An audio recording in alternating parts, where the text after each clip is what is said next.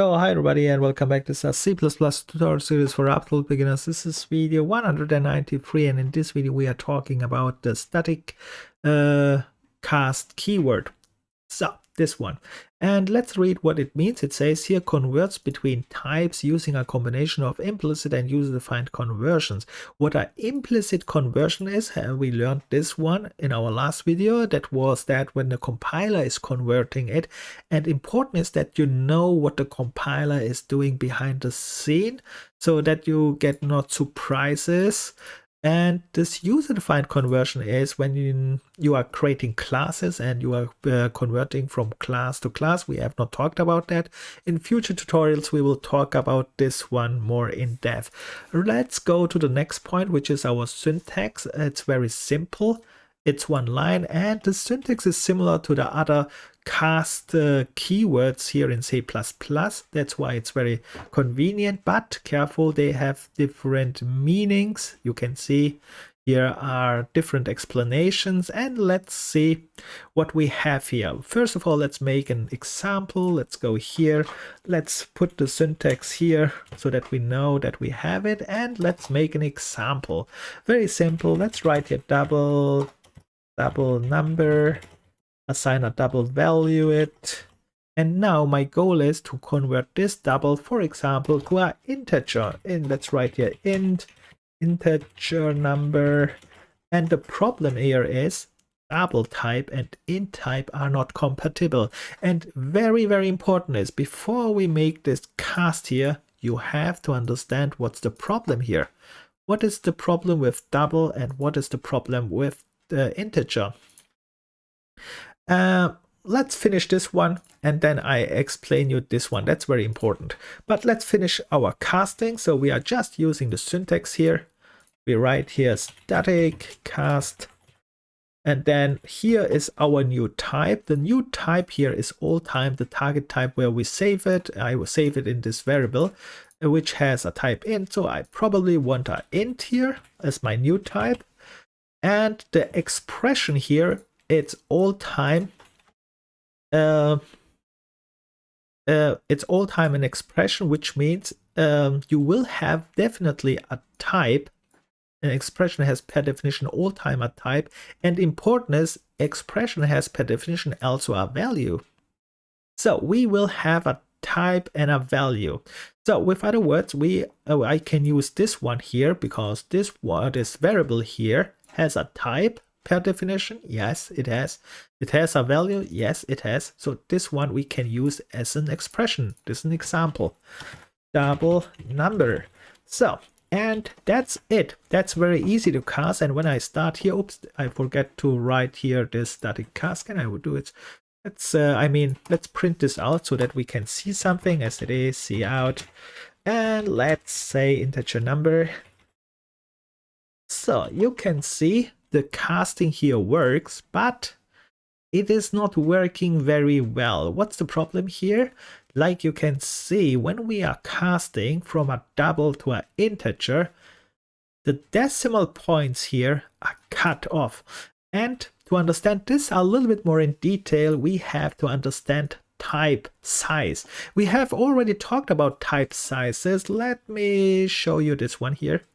Let's make here it is cout, and you know this operator size of. This size of operator means you can check how big this type is, so how much size they take. So for example, this double here, let's check this one. Let's make here space, and let's check also the size for our integer here, right? Size of operator again. And we check here this integer.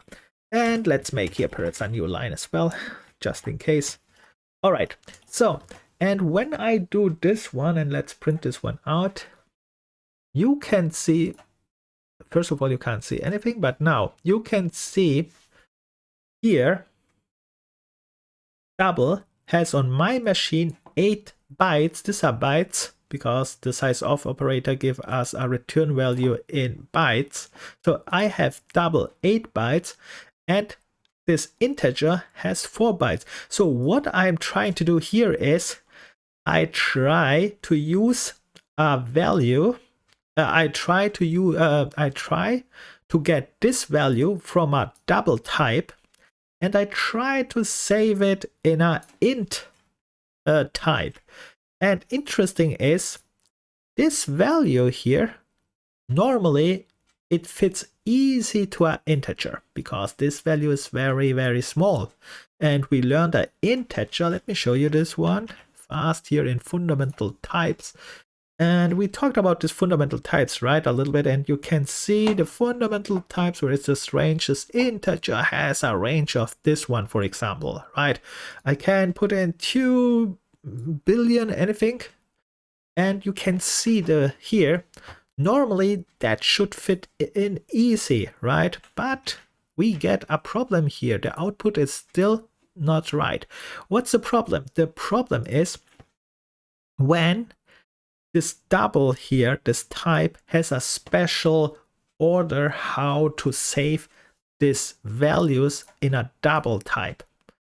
And this special save order makes a problem, which means when you are converting it from a double to an int, then the special save order will be, let's say, used, and sometimes you will see that this number here, even if it fits in, it comes out 0 or anything else.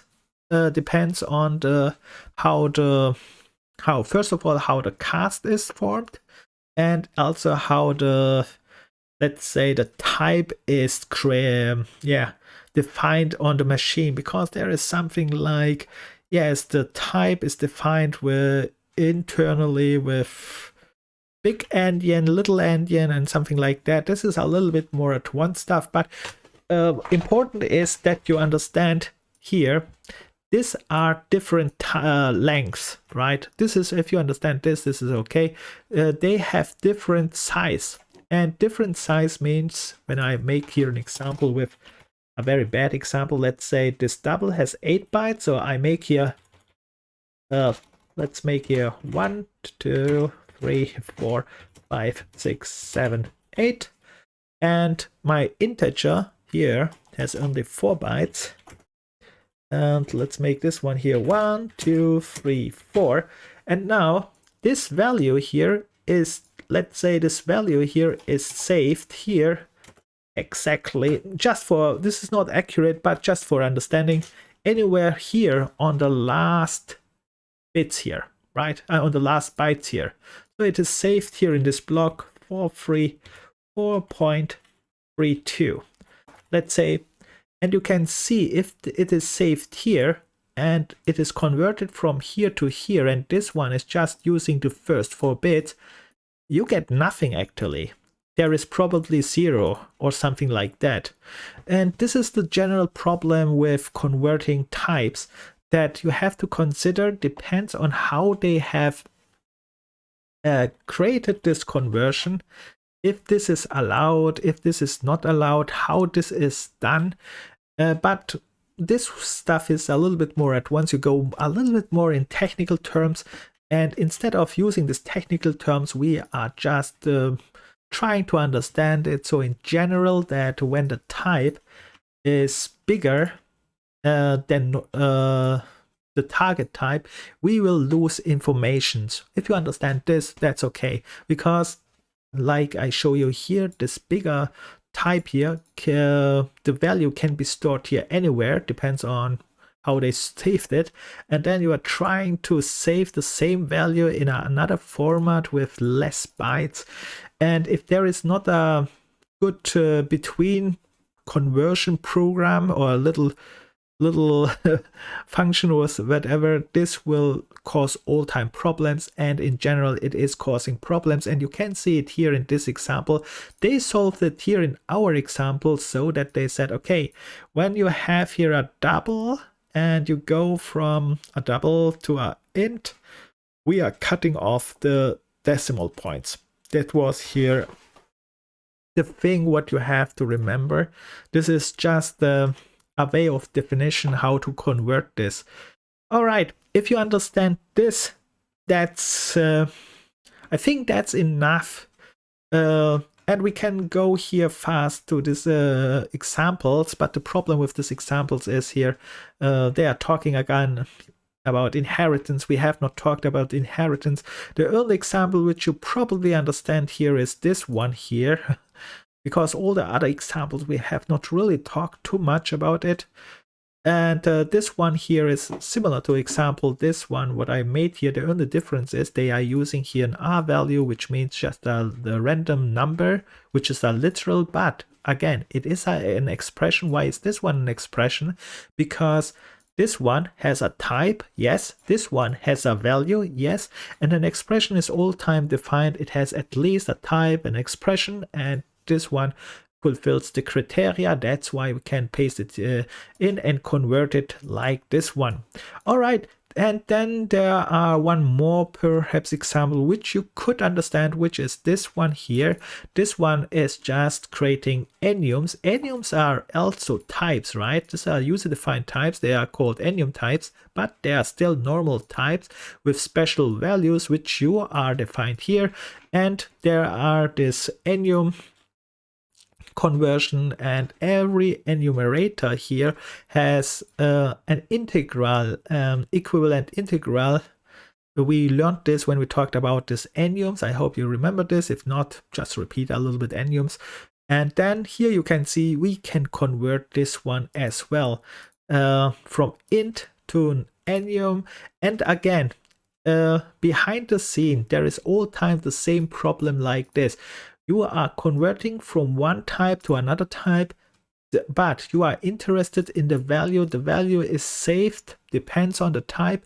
And now we are trying to fit this type, which is saved here, anyhow to the other one. Sometimes it works out, sometimes it works not out. And that's why there are so many rules which we have to consider. And I think that's it for this video. If you have any questions, any suggestions, just like old time, write it in the comments. And see you in the next video. Bye, good luck, and like old time, have fun and never give up.